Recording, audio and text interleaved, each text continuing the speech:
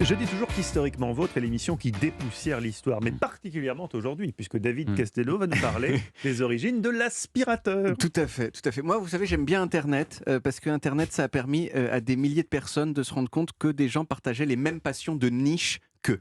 Par exemple, avant, quand votre trip c'était de vous déguiser en chèvre et d'imiter Omar Sharif, eh bien, vous deviez le faire à l'abri des regards, en restant persuadé toute votre vie que vous étiez le seul. Visiblement, vous avez dans démasqué votre Stéphane. déviance.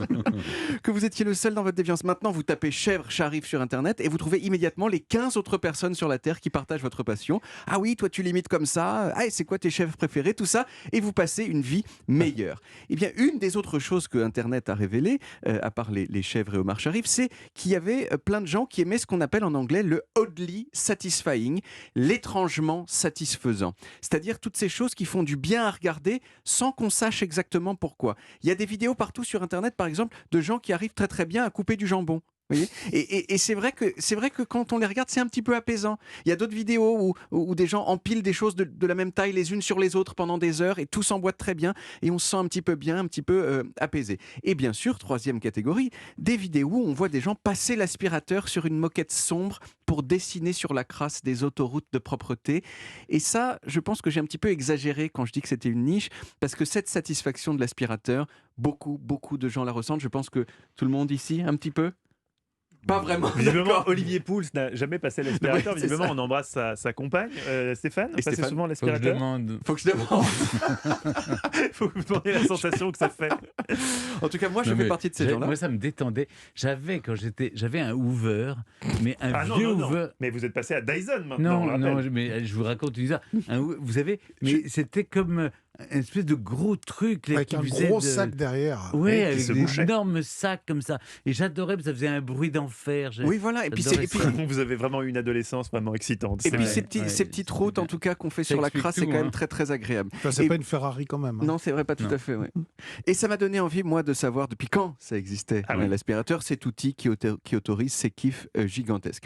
Bon, je pense, Mathieu, Stéphane, que vous serez d'accord avec moi lorsque j'affirme qu'on ne peut pas aborder l'histoire de l'aspirateur sans revenir avant sur l'histoire plus générale du nettoyage des surfaces. Hein. Ce serait pas sérieux, D'accord. ce serait pas digne de vous, Non. ni des auditeurs d'Europe 1. Au commencement, donc, Mathieu, Stéphane, Olivier, était le balai. Le balai qui a longtemps été un objet rudimentaire, quelques branchounettes solidarisées éventuellement avec un manche. Mais au tournant du 19e siècle aux États-Unis, il y a un monsieur qui a inventé le balai moderne en ayant l'idée d'assembler des Attendez, tiges. au tournant du 19e siècle. Oui, le Il balai n'y avait moderne. pas de balai au Moyen-Âge. Si, il y avait des balais, mais Mais encore une fois, c'était rudimentaires. C'était des branches attachées à un truc, un peu les balais de sorcières, vous voyez.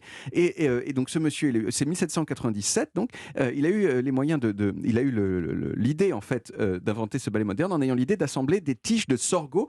Le sorgho, c'est une plante dont on se fout un peu, mais qui a l'avantage énorme d'être à la fois rigide, solide et de ne pas s'effriter. Or, vous le savez, les balais sont soumis à un stress très important énorme. pendant leur vie professionnelle, stress auquel le sorgho résiste donc particulièrement bien. Et c'est ce balai moderne qui a permis le développement de tous les ancêtres de l'aspirateur. Alors, les ancêtres de l'aspirateur, c'est quoi? Ce sont des balais circulaires qu'on devait actionner soi-même avec un levier, qui frottaient par terre en tournant comme ça et qui mettaient la poussière sur un petit plateau, une sorte, vous voyez, voilà, d'ancêtre de l'aspirateur. Mais techniquement, ce n'était pas encore des aspirateurs, tout simplement Ils parce qu'ils n'aspiraient n'aspiraient pas. Ouais. Voilà. Le premier aspirateur célèbre, lui, le vrai, c'est celui inventé par un monsieur anglais qui s'appelait Cecil Booth en 1901. C'était une machine de grande taille qui était traînée par des chevaux et qui marchait à Il fallait l'essence. avoir un très grand salon. Voilà, et il se déplaçait en ville et c'était une sorte de service à domicile. Il vient avec son aspirateur gigantesque et il aspire chez vous. Et ça a fait un carton chez les personnes super riches et en particulier dans la famille royale britannique qui en a installé un à Buckingham Palace qui occupait donc une partie d'une pièce. Mais la véritable révolution de l'aspirateur, on la doit à quelqu'un d'autre, un monsieur qui s'appelait James Murray Spangler et qui était homme de ménage dans un centre commercial dans l'Ohio. Il avait 59 ans, il était asthmatique et la poussière qu'il devait nettoyer rendait son asthme encore plus insupportable. Alors il a pris un manche à balai, un moteur et une tête d'oreiller et il a bricolé un prototype d'aspirateur moderne tel qu'on les voit aujourd'hui. Il a lancé son entreprise en 1908, mais il avait du mal à la gérer. Alors il s'est associé avec le mari de sa cousine qui s'appelait comment? Hoover. Qui s'appelait William Hoover. Ah oui, Exactement. Eh bien, Hoover aujourd'hui, c'est une des plus grosses entreprises. Vous l'avez cité, votre exemplaire était un Hoover.